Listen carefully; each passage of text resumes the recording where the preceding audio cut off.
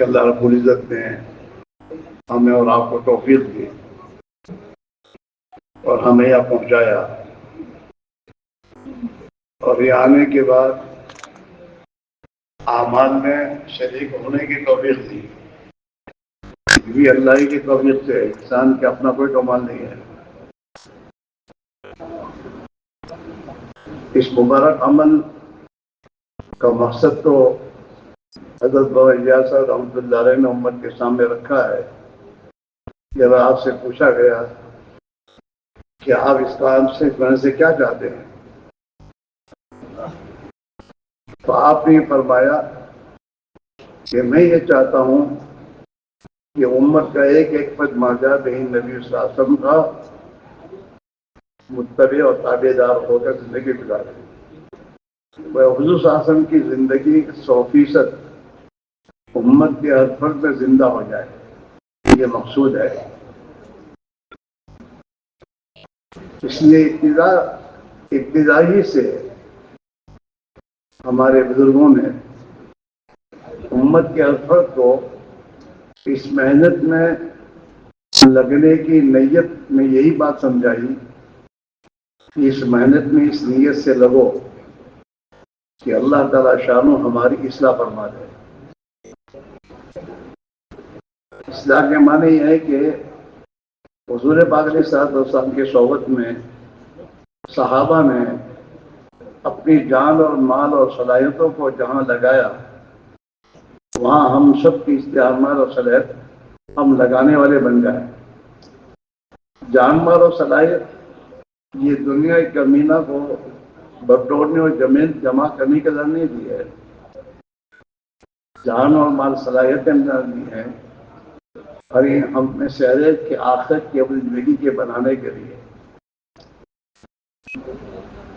مسلمان کا ہر عمل، چاہے وہ تجارت ہو، زراعت ہو، کھانا ہو، پینا ہو، زندگی کا ہر عمل یہ عبادت ہے،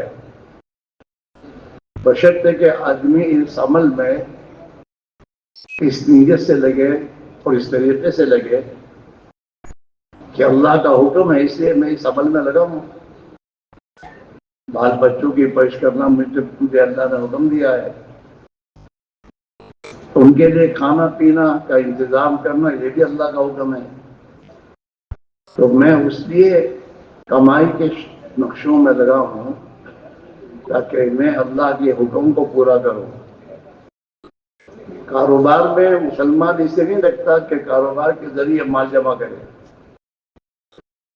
مسلمان کے اور غیر مسلم کے کاروبار میں لگنے کا فرق یہ ہے کہ مسلمان کاروبار میں لگتا ہے آخرت بنانے کے لیے اور اللہ کے حکموں کو پورا کرنے کے لیے، اور غیر مسلم جو لگتا ہے وہ اپنی دنیا بنانے کے لیے.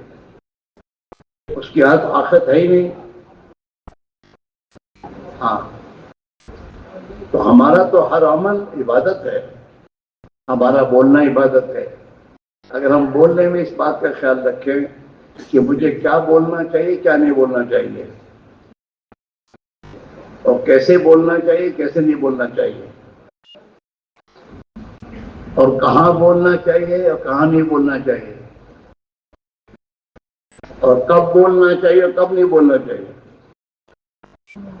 یہ تمام چیزوں کا خیال رکھ کے مسلمان بولتا ہے، بکواس نہیں کرتا. یہ سیکھنے کی چیز ہے. حضرت ابراہیم صاحب جو فرماتے ہیں نا کہ جہالت سے زندگی نہیں گزارنی چاہیے.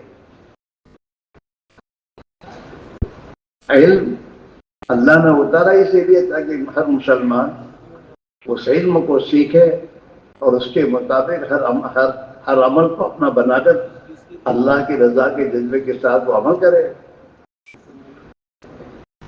چنانچہ دعوت و تبلیغ کی محنت میں بھی تیسرا نمبر علم و ذکر ہے.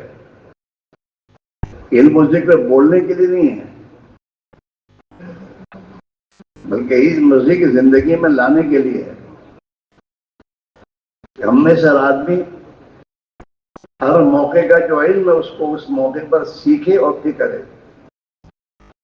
اس لیے مجلس سے رحمۃ اللہ فرمایا کرتے تھے کہ علم کے نمبر سے میں یہ چاہتا ہوں کہ ہر مسلمان کی زندگی میں ہر کام کے کرنے سے پہلے تحقیق کا جذبہ آ جائے.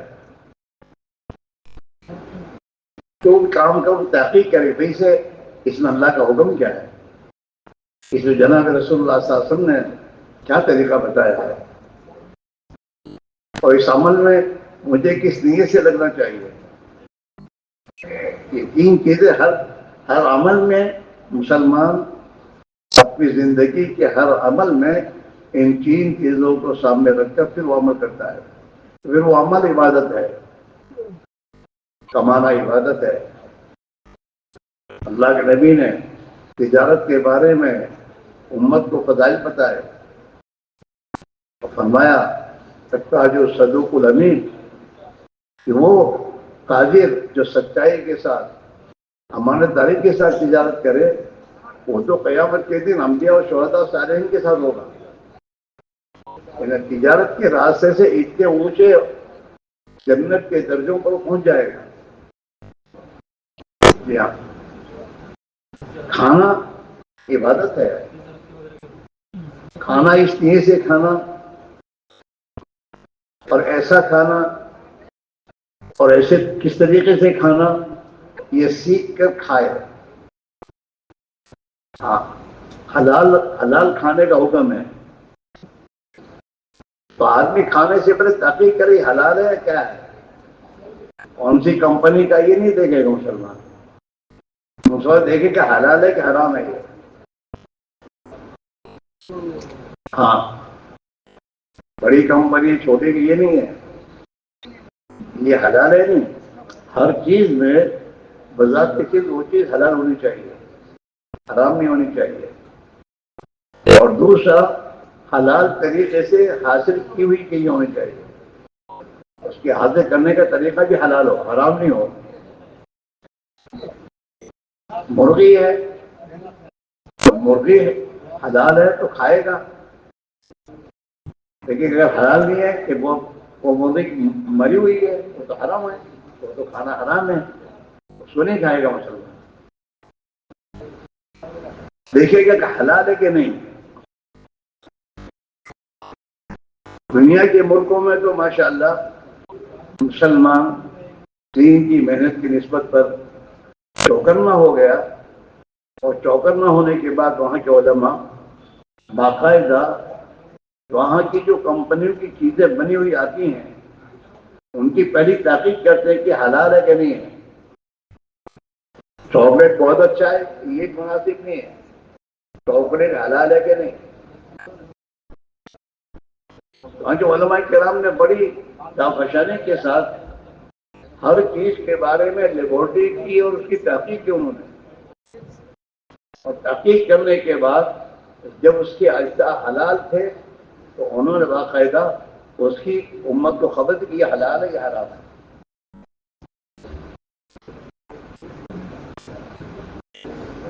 ہم تو کوئی بھی چیز آتی ہے بازار سے لے آتے کھا لیتے ہیں.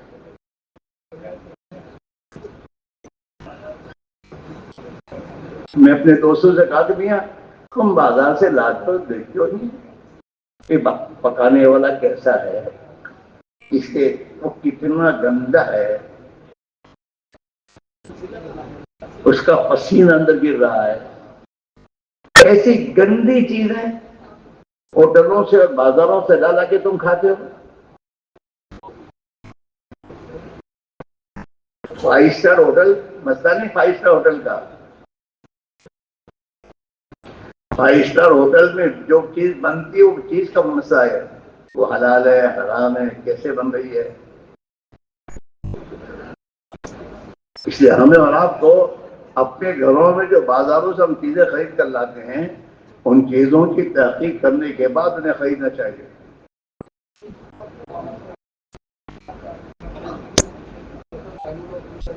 یوں بھی بزرگوں نے تو ہوٹلوں اور بازاروں کے کھانے سے ہمیشہ پرہیز کیا ہے. ایک بزرگ فرماتے ہیں جن چیزوں پر لوگوں کی نظریں زیادہ گریں ان چیزوں کے کھانے سے آدمی کا دماغ کمزور ہو جاتا ہے. ہاں، ہمارا یہ مجمع ہے، خوب یاد رکھو، دعوت کی عظیم محنت کرنے والے جس زندگی کو لے کر چلیں گے وہ زندگی دنیا میں زندہ ہو کے پھیلے گی. آپ اپنے حیثیت معمولی نہ سمجھیں. کیا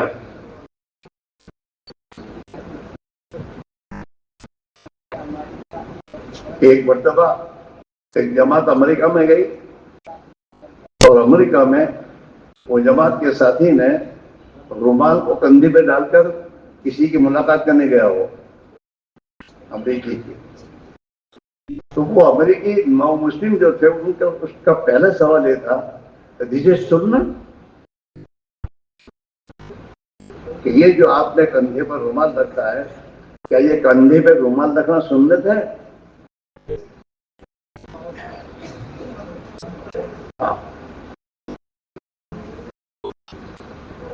ہر چیز دیکھی جاتی ہے.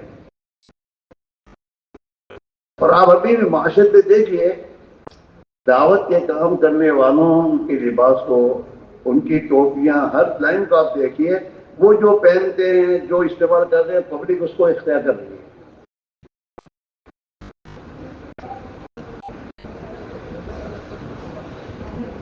ہاں، ہمارے یوسف بھائی تھے مرحوم، یوسف بھائی ٹیکسی ڈرائیور تم کو کہتے تھے، وہ بیان میں پرانوں میں ایک بات کہتے تھے کہ بھائی دیکھو، ہمیں لوگ دیکھتے ہیں، جیسے گھر میں نئی دلہن آتی ہے تو نئی دلہن کیسے چلتے وہ بھی دیکھتے ہیں، اس کا دیکھنا، اس کا کھانا پینا، ہر چیز کو دیکھا جاتا ہے. ایسے دعوت کی محنت کرنے والے کی ہر چیز کو پبلک دیکھتی ہے. اس لیے ہمیں اپنے آپ کو بہت احتیاط سے رہ کر زندگی گزارنی چاہیے. مولانا ابراہیم صاحب کی پوری بات اور راحت دین کی جو فکر وہ یہ ہے کہ ہمارا کام کرنے والا طبقہ جو ہے وہ طبقہ زندگی کو سنت شریعت کی روشنی میں گزارے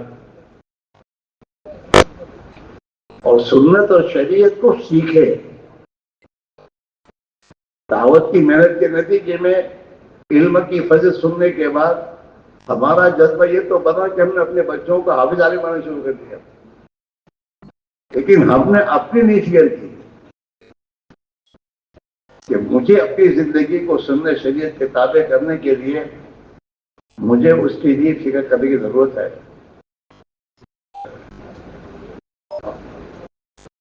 ہمارے یہاں پیرنٹ میں کہا کرتے تھے، دیکھو ایک باپ اپنے بچے کو مدرسے میں مولوی بناتا ہے اور ایک بچے کو کالج میں پڑھاتا ہے، بی کام پڑھاتا ہے، تو بی کام پڑھ کر آنے والے سے کیا کہتا ہے کہ تم ہماری دکان پر بیٹھو،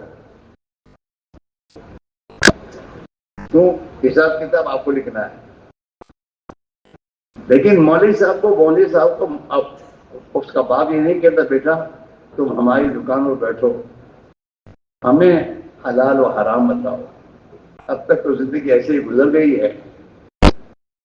اگر میں نے تجارت کو صحیح اللہ کے حکم کے مطابق نہیں کیا تو میرا موت کے بعد کیا ہوگا؟ لہٰذا تم مجھے دین سکھاؤ. تمہارے پاس دین ہے، مجھے دین چاہیے، میرا قرآن شریف صحیح ہونا چاہیے، مجھے ہر موقع کی سنتیں پر عمل کرنا چاہیے، مجھے تجارت میں سے حرام کو نکال کر حلال طریقے کو لانے کی ضرورت ہے. آپ مجھے بتائیے، آپ پڑھتا ہے، مجھے آپ کی ضرورت ہے. نہیں، اسے دوسروں کو پڑھانے بٹھا دے گا، خود نہیں پڑھے گا باپ کہ میں پڑھوں. یہ فکر کی بات ہے. تبلیغ میں یہ 5-6 نمبر جو ہیں، یہ 6 نمبر زندگی میں لانے کے لیے ہے. ہماری ہر محنت، ہر چلے کے لگانے کے بعد ہم اپنا ایمان کا جائزہ لیں کہ میرے ایمان میں کتنی ترقی ہوئی. اور میری میری زندگی میں احکام الہی میں کتنی ترقی ہوئی. ابھی آپ نے حدیث سنی، ابن مسعود نے جو فرمایا کہ نماز کو بغیر جماعت کے ادا کرنا یہ گمراہی ہے. نماز کو مسجد میں با جماعت ادا کرنا یہ اللہ کے نبی کی سنت ہے، سنت خدا میں سے ہے. اگر تم نمازوں کو بغیر جماعت کے اپنے گھروں میں پڑھ لو گے یا اکیلے پڑھ لو گے تو تم سنت کے تارک ہوں گے، سنن خدا کا، اور تم گمراہ ہو جاؤ گے. انہیں نماز پڑھنے کے بعد بھی گمراہ ہو گئے، کیونکہ نماز سنت کے مطابق نہیں پڑھی، اس نے باجماعت نہیں پڑھی، جماعت سے نہیں پڑھی. اذان سنی، کاروبار پہ بیٹھا کہ میں تو نماز تو پڑھتا ہی ہوں، بعد میں پڑھ لیتا ہوں. تو یہ بغیر جماعت کے نماز کا پڑھنا یہ تو گناہ ہی ہے.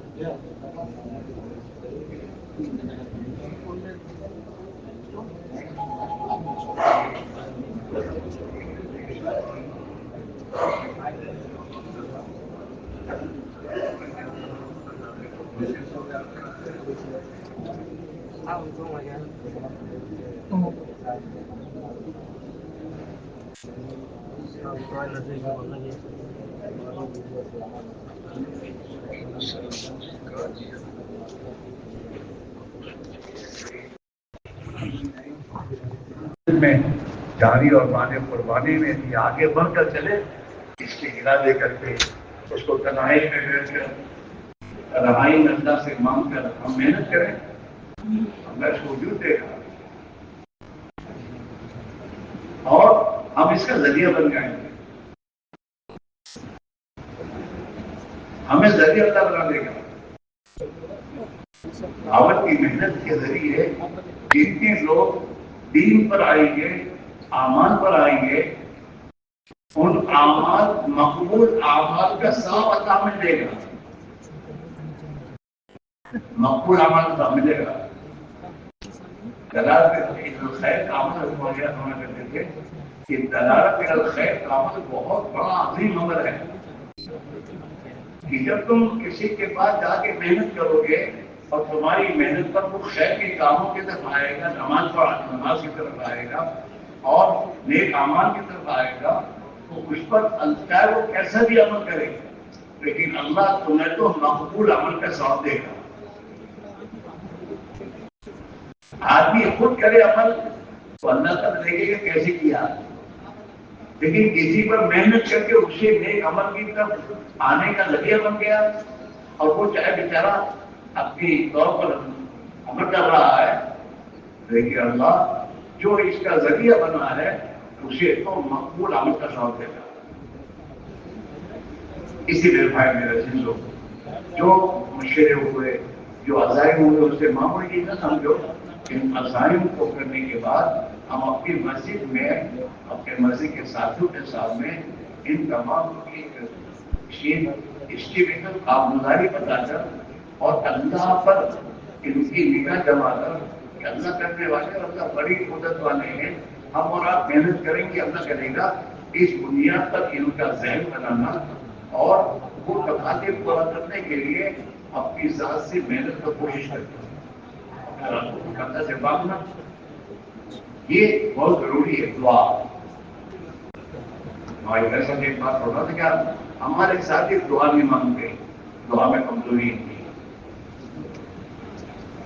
اور دعا کو تو اللہ نے مومن کا کیا ہوتا ہے.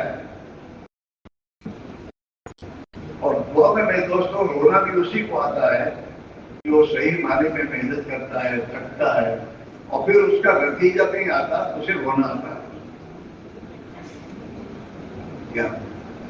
اور پھر اس کے رونے پر ہوتا کہ رحمت متوجہ ہوتی ہے, مشکل سے مشکل کام آسان ہو جاتا ہے. ابھی بھی آپ دیکھیے بیرون کی جماعتوں میں جو لوگ تیار ہوتے ہیں وہ کوئی لکھپتی کروڑپتی نہیں ہوتے, بڑے تاجر نہیں ہوتے. آپ کے محلے میں, آپ کے بستیوں میں ایسے لوگ جن کی بچاروں کی زیادہ حیثیت نہیں ہے, لیکن دل میں فیصلہ کیا کہ مجھے جانا ہے, اللہ تعالیٰ شام کے لیے جانا آسان کیا جانے. ابھی بھی آپ جو بیرون کی جماعت میں جانے میں دیکھو گے وہ کوئی زیادہ دنیا کی اقتدار سے بڑی حیثیت کے لوگ نہیں ہوتے. اور ہمارے یہاں بھی بیرون کی تشکیل کے لیے یہ نہیں دیکھا جاتا کہ یہ مالدار ہے, اس کے پاس مال زیادہ ہے, یہ جائے گا بیرون کی جماعت میں, یہ نہیں دیکھا جاتا. ہمارے یہاں تو دیکھا جاتا ہے کہ جو بیرون جا رہا ہے اس میں بیرون جانے کی صلاحیت اور ایک جو صفات چاہیے وہ صفات اس میں ہے کہ نہیں ہے. رات کا رونا, سنتوں کا پابند, مسجد والے اعمال کی پابندی, مسجد والے ماحول میں بیٹھنا اور جمنے کا اس کے صلاحیت, ہاں یہ تمام چیزیں دیکھی جاتی ہیں. پھر اس سے کہا جاتا ہے کہ اللہ آسان کرے گا تو اللہ سے مانگ, اللہ آسان کرے گا, اور اللہ ہی آسان کرتا ہے اور جاتا ہے وہ اور وہ لگا کر رکھتا ہے. ایسے ہر عمل ہر مسلمان کا 4 مہینے اللہ کے دین کی اس پر لگانا یہ اس کی بس کی بات نہیں. اللہ کی توفیق سے لگائے گا, دیکھا اللہ کی اس کے در, مسلمانوں سے اس کے در, اور اپنے ساتھیوں سے اس کے در. اپنے ساتھیوں سے بدتمیزی نہیں رکھنی چاہیے, اللہ مجھے بھی توفیق دے. اپنے ساتھیوں سے اچھا گمان کہ ماشاءاللہ یہ ہمارے ساتھی قربانی دے رہے ہیں اور مزید قربانی دیں گے, یہ تقاضے کی سامنے رکھیں گے, تقاضے پورے کریں گے ہمارے ساتھی. اس نظم کے اعتبار سے ان سے بات کریں اور اللہ سے دعا مانگیں. دعا سے اپنے ساتھی کی مدد کرنی چاہیے. یہ تو اس قوم سے اس قوم کو تو آج کل آئی, اس قوم کا منگاؤ اور یہ منگاؤ میں ویزا ملے گا. ویزے کا مسئلہ دنیا کے کسی انسان کے ہاتھ میں نہیں, اللہ کے ہاتھ میں ہے. ہاں اللہ تعالیٰ شاموں سے دعا مانگنا, رونا شروع میں ہمارے زمانے میں تو میرے بھائیوں اسپانسر کسے کہتے ہو ہم کو جانتے بھی نہیں کس کو کہتے ہیں.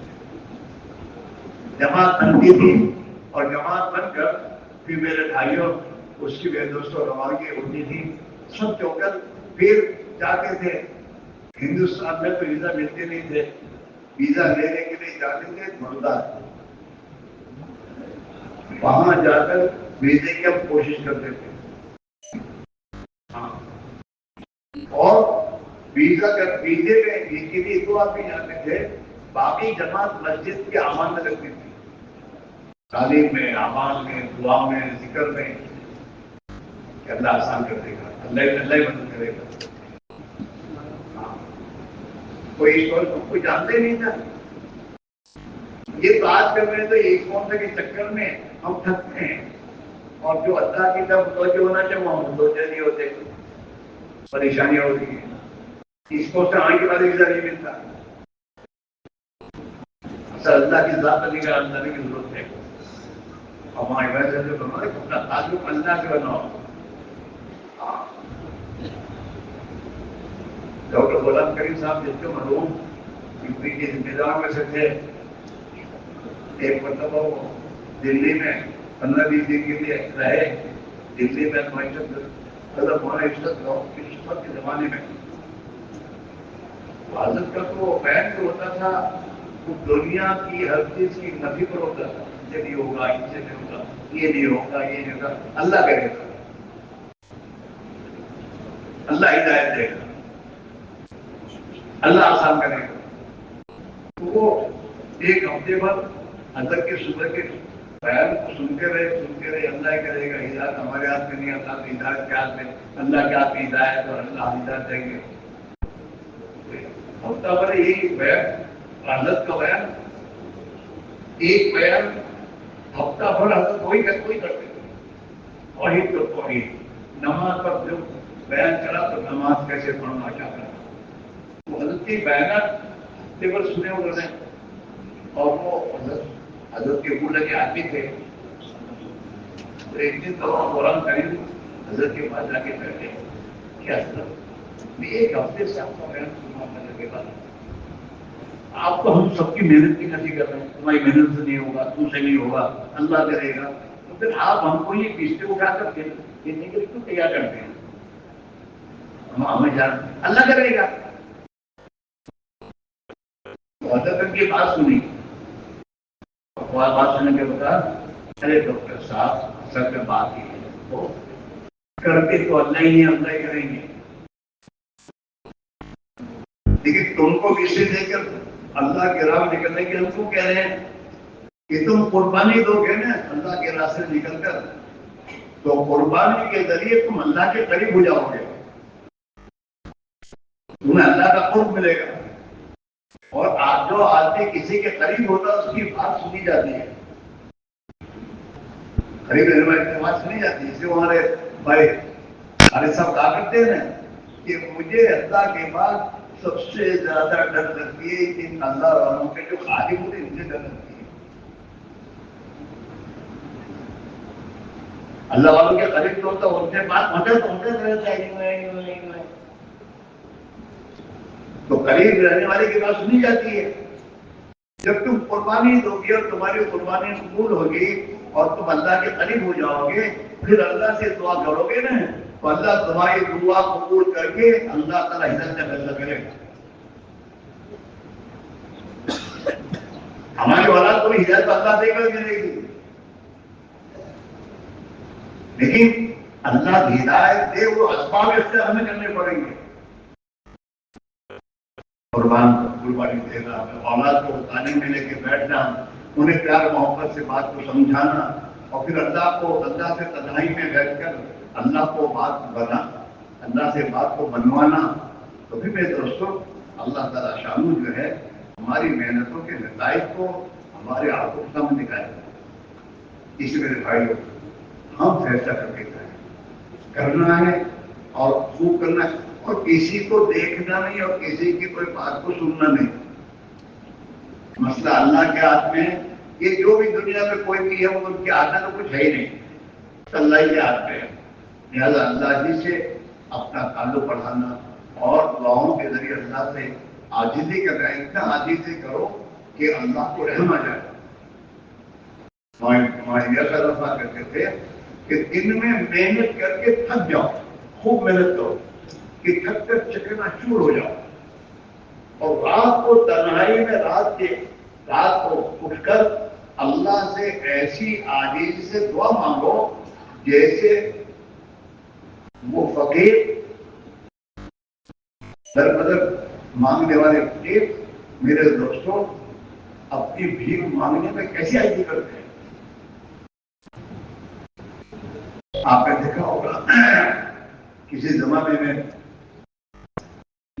مرکز پر میں ہم جب جاتے تھے تو مرکز کے باہر بھیک مانگنے والے بچے ہوتے تھے اور بھیک مانگتے تھے. اب جاؤ وہ جاتا نہیں تھا اور غصہ نہیں ہوتا تھا، آئیے کھڑے دیکھتے اللہ کرے جاتا نہیں جاتا تو اب قریب آئے گا اور پیروں پڑے گا دے دے دے دے. تو اتنی عاجزی وہ کرتے تھے کہ ہمیں ان پر رحم آ کر آدمی جیب میں ہاتھ ڈال کے دیتے تھے. ایسی عاجزی اللہ کے سامنے رات کو عاجزی کرنا تو پھر اللہ تعالیٰ شاہ کو رحم آ جائے گا. تو بڑا رحیم ہے، اور رحم جب آ جائے گا تو اپنی رحمت کے دروازے کھولے گا تو ہر کام مشکل آسان ہو جائے گا اور ماحول خدا بنا دے گا اور اپنے بچوں اپنے بندوں کے دلوں پر لے پڑی دے گا.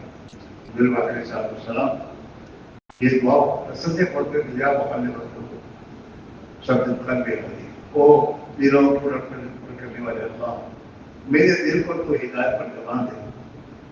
امی جان نے جب پوچھا گزر آپ ایک بہت کثرت سے تو کر رہے تھے کہ بندوں کے دل رحمان کی دو انگلیوں کے بیچ میں ہے، وہ جب چاہتا ہے جیسے چاہتا ہے دلوں کو پڑھ دیتا ہے۔ ہاں، اس لیے بھائی اللہ سے اچھی امید رکھنا، اپنے ساتھیوں سے اچھی امید رکھنا، اور اپنی قربانی کو بڑھانا، اور قربانی کو بڑھاتے ہوئے پھر راتوں کو اللہ سے مانگنا،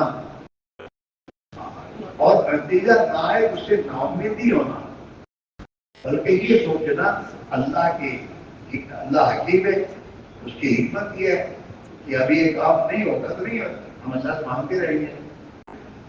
اپنے تقاضے پورے کرنے کے لیے اپنی مسجد و ادوار کے سامنے ہم محنت کی ترتیب بنائیں، اپنے آپ کو تھکائیں، اور پھر راتوں کو اللہ سے مانگیں، اور پھر اللہ تعالیٰ شادو ہماری محنتوں پر نتائج آئے تو ہم اپنی محنتوں کا کوئی ناز نہ کریں، بلکہ اللہ کی مدد پر اللہ کی مدد پر خدا کا شکر ادا کرتے ہوئے اپنے آپ اپنی محنت کو بڑھا پڑ سکے۔ الحمدللہ اللہ کا شکر ہے، جو علاقے ہمارے جو صوبے والے اپنے آپ کو محنت میں لگاتے ہیں تو ان کی محنتوں کے نتائج خدا لاتا ہے، نتائج تو اللہ لانے والا ہے، ہم محنت کریں، مایوس نہ ہو، کسی سے لڑنا نہیں ہمیں، کسی سے ڈرنا نہیں ہمیں، اور ہمیں مایوس ہو کر کام چھوڑنا نہیں، کام چھوڑنا نہیں، کسی سے لڑنا نہیں، کوئی لڑنے آئے تو ہم نہیں لڑیں گے، ہم اللہ کے لیے کام کریں گے، اور ڈرنا نہیں کسی سے، کسی کا آگے کچھ ہے ہی نہیں، اس سے کیا ڈرنا، کسی کے آگے کچھ ہے ہی نہیں تو ان سے ڈرنا کیا، ڈرنا بھی نہیں، لڑنا بھی نہیں، اور مایوس ہو کے کام بھی نہیں چھوڑنا، اور اپنی قربانی کو بڑھاتے ہوئے اللہ سے دعائیں مانگنا، یہ ہماری زندگی میں لانے کی ضرورت ہے۔ اس میں اللہ تعالیٰ انشاءاللہ ہم کمزوروں کی مدد بھی کرے گا، اور ہم کمزوروں سے کام بھی لے گا، اور اللہ ہی میرے دوستوں حق کو دنیا میں غالب کرے گا، اور اللہ ہی باطل کو مغلوب کرے گا۔ اللہ کی مدد حق کے ساتھ ہے، اللہ کی مدد باطل کے ساتھ نہیں ہے، چاہے باطل کتنا ہی ہو، طاقتور ہو، باطل کتنے ہی محنت قوی ہو، اس سے گھبرانے کی بات نہیں ہے۔ اس سے میرے بھائی ہمارا جو یہ جوڑ اجتماع ہوتا ہے اس میں ہم نے اپنی زندگی کی ترتیب قربانی پر لانے کی تمام تدبیریں سوچنا، اور اپنی مقام پر جا کر اس کو محنت کر کے اللہ سے دعائیں مانگ کر اپنے تقاضے پورا کرنے کی کوشش کرنا، یہ چیز اگر ہمارے اندر آ جائے گی انشاءاللہ محنت کے نتیجے میں نتائج ضرور آئیں گے۔ کرو گے؟ ایک بندہ چابی نہیں لگانے، حضرت بھائی سے رابطہ کرتے تھے، بھائی میں تو یہ کہتا ہوں کہ اللہ کے راہ میں نکلو، ایمان سیکھنے نکلو، اگر تمہارا ایمان 3 دن میں بن جائے تو 3 دن میں آ جائیں گے، اور اگر 4 مہینے نکلنے کے بعد ایمان نہیں بنا تو اور بڑھاؤ۔ حضرت تو زندگی کے آخری دنوں میں اپنے کام کرنے والے ساتھوں سے فرمایا کرتے تھے کہ بھائی اب تو یہ چاہتا ہے کہ جو کام کرنے والے ذمہ دار لوگ ہیں ان سے ہر سال 4 مہینہ مانگا جائے، کہ ہر سال 4 مہینے لگائیں، اپنی قربانی بڑھائیں، اور پھر فرمایا کرتے تھے دیری اللہ کی طرف سے نہیں، دیری ہماری طرف سے، اور فرماتے تھے اگر ہمارے ساتھی اپنی قربانی کو اس درجے تک پہنچا دے جہاں تک اللہ چاہتا ہے تو اس قربانی کے پہنچنے کے بعد پھر اللہ تعالیٰ عمومی ہدایت کا موقع چلا دے گا۔ اب اپنی قربانی پر آتی نہیں ہے، 3 دن پابندی دیتے نہیں ہے، 3 دن لگانے کا وقت آیا تو گھر پر کام آ گیا تو ہم نے چھوڑ دیا۔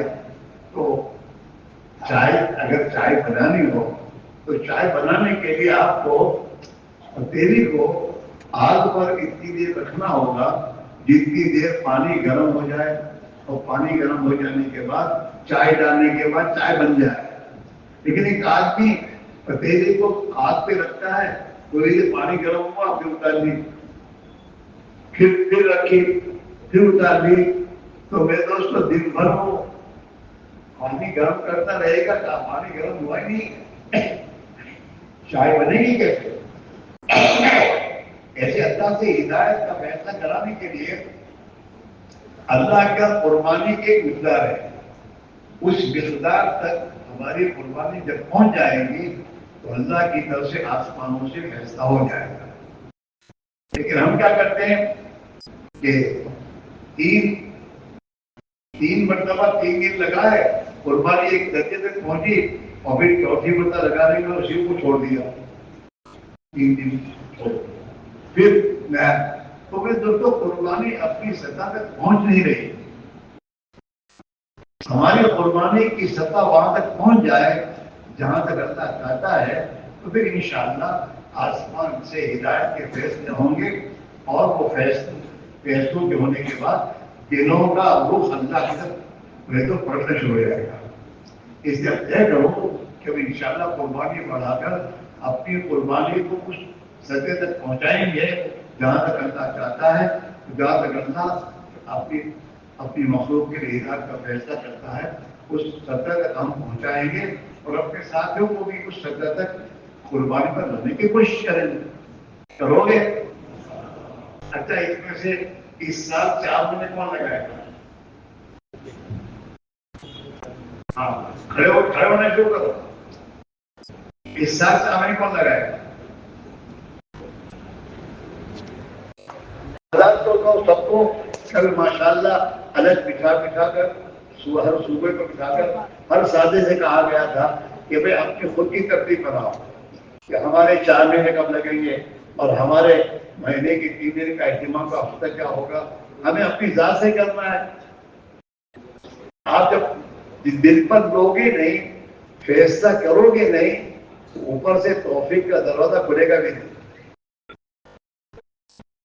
ہر ساتھی اب اگر یہ مجمع ہمارا 4 مہینے کی ترتیب پر آ جائے اور اس سال اپنی 4 مہینے کی ترتیب بنا کر اپنے محلوں اور علاقوں میں 4 مہینے کی جماعتیں بنا کر پیدل جماعتوں میں محنت کرنا شروع کر دے تو انشاءاللہ آپ دیکھو گے کہ چند مہینوں کے بعد آپ اس کا نتائج دیکھ لو گے کہ قربانی اپنی جگہ پر پہنچ گئی اور اوپر سے فیصلے ہو گئے۔ ہمیں لوگ دیکھتے ہیں کہ آئی صاحب کے 4 مہینے کب لگے تھے، اب ہمیں سے بہت سے ہوا ہے جو 4 مہینے لگائے وہ تو 20 سال ہو گئے، بلکہ بعض لوگوں کو تو اتنے سال ہو گئے کہ وہ ان کو یاد ہی نہیں کب لگے۔ ہمیں تو ہر ساتھ 12 مہینے میں 4 مہینے اگر ہم اللہ کے دین کی محنت میں لگائیں اور 8 مہینے اپنی دنیا کے کاموں کو سنبھالیں تو اللہ اس 4 مہینے کی محنت قربانی کے برکت سے ہمارے دنیا کے کام بھی آسان کر دے گا۔ 8 مہینے میں اللہ 12 مہینے کی روزی دے گا اور ہمارے لیے آسان کر دے گا۔ لیکن ہم کیا تو کریں، فیصلہ تو کریں کہ نہیں انشاءاللہ اس سال سے 4 مہینے آپ لگائیں گے اور انشاءاللہ ہر سال 4 مہینے لگے اس کی فکر کریں گے۔ کون تو کرے گا؟ نہیں کھڑے ہو نگیا نہیں۔ ہمارے میاں جی میرا بھائی سب ایک بات کہا کرتے تھے، ہاتھ اونچا کرنا یہ سیاسی لوگوں کا کام ہے، کیونکہ ان کو کچھ کرنا ہی نہیں کہ ہاتھ اونچا کرنے کا تو آدمی نہیں، آدمی کھڑا ہو اپنے آپ کو پیش کرے۔ کھڑا ہونا اس کے بس میں ہے، پھر چلانا اللہ کے توفیق سے ہے۔ لیکن ایک آدمی بیٹھے رہے تو ایسا تو کرو، اللہ سے معاملہ تو کرو، اور تمہارے ذریعے پھر آپ دیکھو گے علاقوں کے ایسے لوگوں کو کھڑا کرے گا اللہ میاں، آپ سوچتے رہو گے کا مسئلہ نہیں، تمہارے ارادے کا مسئلہ ہے۔ ہاں، اوپر سے بھی انتظام کرتا ہے۔ ہمارے یہاں ہمارے بعض ساتھی وہ ہیں جو گورنمنٹ سرونٹ ہوتے ہیں اور وہ ماشاءاللہ ہر دوسری سال 4 مہینے کی ترتیب بنا کے نکل جاتے ہیں، اللہ آسان بھی کر دیتا ہے۔ بیٹھو، اللہ توفیق اللہ کو فرمائے۔ ہمارے یہاں ایک ہمارا ساتھی تھا عبد الرحیم، پولیس میں تھا، ابھی ریٹائر ہو گیا ہو۔ اس کی چاہنے کی تشکیل میں نے کی تھی، تو اس نے کہا میں انشاءاللہ چاہنے لگاؤں گا. اس نے تھوڑا دیر اس کی ملازمت کی. اس نے پولیس کمشنر کو درخواست کی چھٹی کی کہ مجھے 4 مہینے کی چھٹی وداؤٹ پے چاہیے، آپ مجھے 4 مہینے کی چھٹی دیجیے وداؤٹ پے. تو کمشنر نے اس کو بلایا اور بلا کر کہتا کہ تم نے 4 مہینے کی چھٹی وداؤٹ پے مانگی ہے. ہم تو وداؤٹ پے بچوں کو تنخواہ نہیں دے گا تو بچے کھائیں گے کیسے؟ تو اس نے اس کے سامنے ہمت سے کہا صاحب تم اس کی فکر نہ کرو، میرا اللہ ہے کھلانے والا. جب اس نے وہ ایمانی بولا کہ میرا اللہ ہے وہ میرے بچوں کو کھلائے گا، تو اس نے کمشنر نے کہا اچھا تو میں تجھے 4 مہینے کی چھٹی دیتا ہوں وتھ پے، اور تو اپنی چھٹیوں میں بعد میں انعقاد کر لینا. دل کس کے ہاتھ میں ہے؟ تو اوپر سے چلتا ہے، یہاں اس کے ہاتھ میں ہے ہی نہیں. اس کے ہاتھ میں تو پیشاب کرنا بھی نہیں ہے. تو ہمارے ساتھی جہاں نگاہ رکھنی چاہے وہاں سے نگاہ رکھتے نہیں، اور جس کے ہاتھ میں ہے نہیں اس پر نگاہ رکھ کے کرتے. تو اللہ تعالیٰ کس کو کچھ محنت کر. ہماری جماعت فرانس گئی، فرانس آج سے 30 سال ہو گئے کسا ہوا. تو وہاں فرانس سے ایک نو مسلم تھا، اس کی ہم نے تشکیل کی اور اس کی ملازمت کی تھی ریلوے میں. تو اس نے نام لکھا دیا. اب جب ہمارے 4 مہینے پورے ہونے والے تھے تو ہم نے وصولی کی تھی کہ اس کی وصولی کرو. تو ہم اس کے پاس گئے وصول کرنے کہ میں تیار ہوں، میں آؤں گا. اچھی بات. اب اس نے باس کے پاس چھٹی کی درخواست دی کہ میں 4 مہینے انڈیا جانا چاہتا ہوں دین کے خاطر. تو اس کے باس نے اس کو بلایا، اور یورپ کے ملکوں میں اگر آدمی چھٹی بغیر چلا جاتا تو اس کی نوکری ختم ہو جاتی ہے، نوکری نہیں رہتی. اس کے باس نے بلایا اور کہا کہ اگر میں تجھے چھٹی نہ دوں تو اس نے کہا تب بھی جاؤں گا. تو اپنے باس کو کہتا ہے میں تب بھی جاؤں گا. اس نے جو جواب دیا تو اس کا باس بھی کہتا ہے میں تجھے 6 مہینے کی چھٹی دیتا ہوں. اور وہ آیا ہمارے ساتھ. اصل مسئلہ اللہ کے آگے ہم بولتے رہے ابھی تک ہمارے اندر کو اتنی بات نہیں ہے. کیا کرنا ہے کسی کی بات کا تھوڑا ہے، اللہ آسان کرے گا. قانون دنیا والوں نے بنائے ہیں، اللہ کے قانون نہیں ہے. اللہ کے قانون تو جو قرآن میں ہے، اور اللہ کے قانون کے مطابق حرام نہ نکلو. قرآن اللہ کیا کہتے ہیں ان گروہ خفاؤں سے پالا کہ اللہ کے راستے میں حرام نہ نکلو. بیماری تندرستی ہلکے پھلکے ہر حال میں نکلو. یہ تو ان کے قانون ہے، ان کے قانون بنا رہے ہیں. مسئلہ فیصلہ اوپر کا ہے، اللہ اثر کر دیتے میرے بھائیوں. اس لیے گھر والوں کو بھی، گھر والوں سے بھی ہمیں ڈرنا نہیں چاہیے، اور ان پر ہمیں، لیکن ہمیں ان کے ساتھ دادا گیری بھی نہیں کرنی چاہیے. گھر والوں کے ساتھ دادا گیری نہیں کرنی چاہیے، پیار محبت سے سمجھانا چاہیے. گھروں میں تعلیم کے ذریعے اپنے بیوی بچوں کا ذہن بنانا چاہیے، یہاں تک کہ ہمارے بیوی بچے ہمارے ساتھ اللہ کے دین کے خاطر فاقہ برداشت کرنا بھی پسند کر لیں کہ فاقے رہیں گے پہلے دن جاؤ. اسی میں بھائیوں ہم اپنے گھروں میں مخلوق سے ڈرنا یہ اچھی چیز نہیں ہے. جو مخلوق سے ڈرتا ہے نا، جس مخلوق سے ڈرے گا وہ مخلوق اس کو نقصان پہنچائے گی. اور جو کسی مخلوق سے ڈرتا نہیں، جس مخلوق سے نہیں ڈرے گا وہ مخلوق اسے نقصان نہیں پہنچا سکتا. کرو گے اور جیب کو دے کے مت چلنا. تو حساب کرتے کیسے ہوگا؟ اللہ کرے گا. اللہ کو نکالا. ہاں، جیب کو نہیں دیکھنا، غیب کو دیکھنا. مخلوقات پر نگاہ نہیں لانا، خالق پر نگاہ رکھ کے فیصلہ کرنا.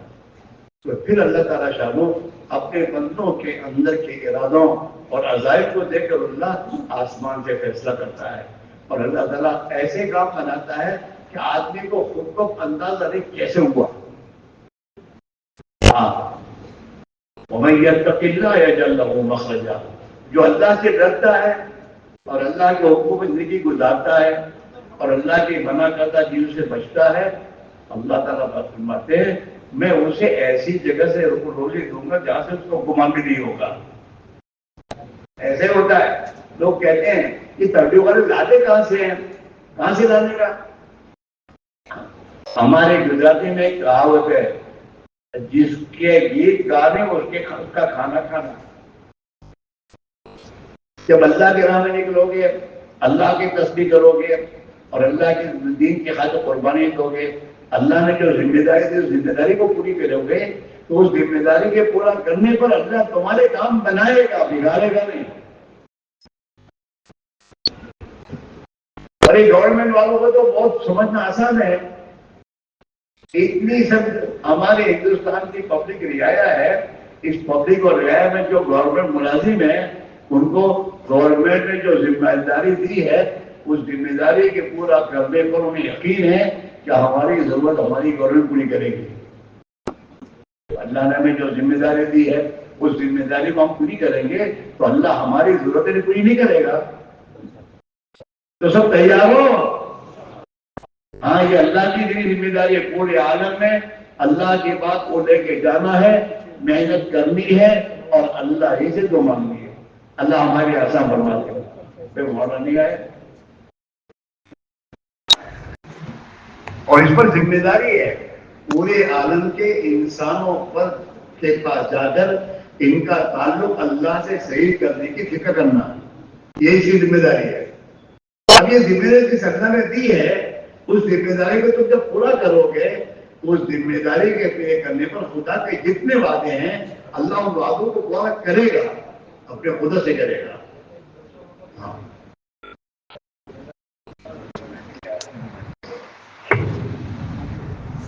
اللہ تعالیٰ شاہد میں کیا صحیحوں کا رب ہے. حضور پاک علیہ السلام نے جب آپ پر حالات آئے طائف میں تو طائف میں اللہ کے نبی نے دعا میں جو الفاظ استعمال کیا رب المستضعفین.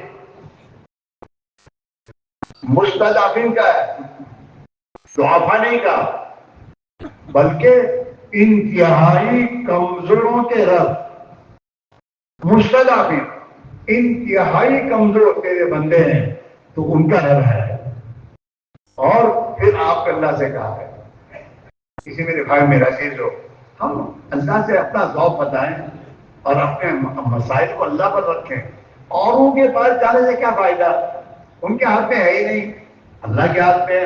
اور وہیں سے آئے ہیں، حالات آئے ہیں تو وہی دور کرے گا. اور اپنی قدرت سے کرے تو قدرت ہے، اپنی قدرت سے کرے گا اور ہماری ضرورتیں وہی پوری کرے گا. کسی میرے بھائیوں یہ جو تقاضے لیے ہیں اس کو اللہ پر نگاہ کر کے اس کے لیے خوب محنت کرنی ہے ہمیں اور اللہ سے دعاؤں کے ذریعے آسان کروانا ہے اور اپنی قربانی بڑھانی ہے. جیسے آپ حضرات نے ماشاء اللہ ہمت کر کے اپنے آپ کو پیش کیا کہ اسی سال ہم اپنے 4 مہینے لگائیں گے. اب اس 4 مہینے لگانے کا فیصلہ جو آپ نے کیا ہے اس کو باندھو. مہینہ طے کرو کہ کون سے مہینے جانا مجھے. اس مہینے کے آنے سے پہلے دعا کے ذریعے اللہ سے آسان کرو اور اپنے ساتھ اپنے علاقے کے لوگوں کو تیار کرو.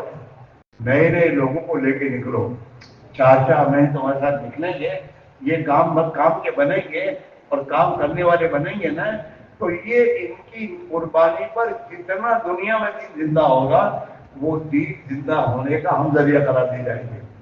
ہمارے مولانا عیسیٰ صاحب ایک مرتبہ مجھے فرمایا، اسماعیل اگر اپنی زندگی میں دنیا میں ہدایت عموم ہدایت کے فیصلے ہونے ہوں گے تو ہم اپنے آنکھوں سے دیکھ لیں گے، اگر ہماری زندگی میں نہیں ہے، ہمارے مرنے کے بعد فیصلے ہوں گے تو فیصلے ہماری قبر میں اللہ فرشتوں کے ذریعے پہنچائے گا کہ میرے بندو تم نے محنت کی تھی، تمہاری قربانیاں قبول ہوئیں اور اللہ نے ان ملکوں کے ہدایت کا فیصلہ کر دیا، تو فیصلہ تو وہی کرے گا اور محنت کرنا۔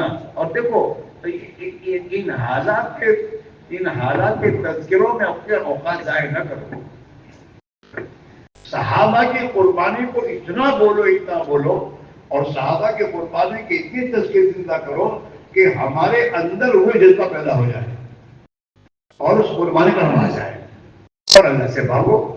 اور جب حال آئے کوئی نا، تو حال آئے نہیں کہ معنی یہ ہے کہ اللہ نے ہم پر یہ حال لایا ہے، اللہ تعالیٰ اس لیے کہ اللہ اپنے دربار میں حاضری چاہتا ہے کہ حاضری دو ہمارے پاس اور ہم سے 2 رکعت پڑھ کے مانگو، ہم تم کو دینے تیار ہیں۔ حالات آتے ہیں ہمیں ناکام کرنے کے لیے نہیں آتے، بلکہ حال آتا ہے ہمیں کامیاب کرنے، بڑھوتری کے لیے، پروموشن کے لیے۔ انٹرویو جو ہوا کرتا ہے وہ پروموشن کے لیے ہوتا ہے، نیچے گرانے کے لیے نہیں ہوتا۔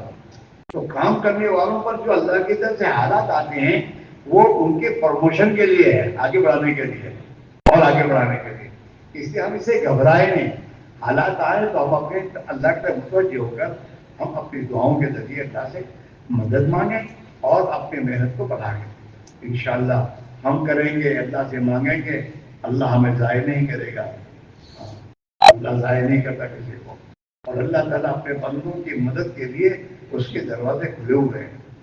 بندے آئے تو صحیح، تو سب دعاؤں کی مقدار بھی بڑھاویں اور اپنی محنت میں استقامت کے ساتھ چلیں۔ اور ہمارے ایک ساتھی جو ساتھی یہاں نہیں آئے ہیں، ایک ساتھی کو لے کے بیٹھے، ان کا ذہن بنائے، اللہ کی مدد کی بنیاد کو نہ اٹھانے کی کوشش کریں۔ ہم جتنی اللہ کی مدد کی بات کریں گے نا، ہمارے دلوں میں اتنا ہی اللہ یقین بنائے گا، ہمارا یقین بنتا ہے۔ اور ہمارا جس قدر اللہ کی ذات و صفات پر یقین آئے گا نا، اللہ کی ہمارے ساتھ اتنی کھلی مدد ہوگی انشاءاللہ۔ اس لیے ہم محنت بھی کریں، دعا بھی مانگیں اور اللہ تعالیٰ شانوں سے قربانی بنانے کی دعا بھی مانگتا ہے تو ہمیں قربانی دینا بھی آسان کر دے، ہمیں ہمت دے دے، ہمیں ہمت دے دے اور ہمیں اپنے دین کے کام کے لیے قبول فرما دے۔ یہ مانگو ہو، یہ مانگنے کی چیز ہے۔ اللہ نے ہمیں تو روزانہ ہدایت مانگنے کی حکم دیا ہے، نماز کے رکعت میں کو اہدنا الصراط المستقیم، یہ مانگو۔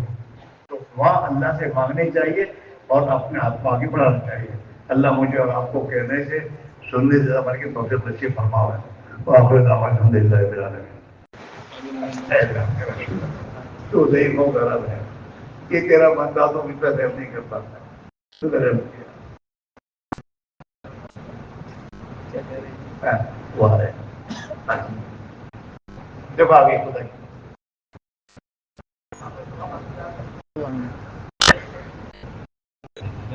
بڑے بڑا قدر کرنے والا ہے، وہ بڑا قدر کرنے والا ہے۔ جیون ہمیں ڈونگے ڈولوں کو چلاتا ہے،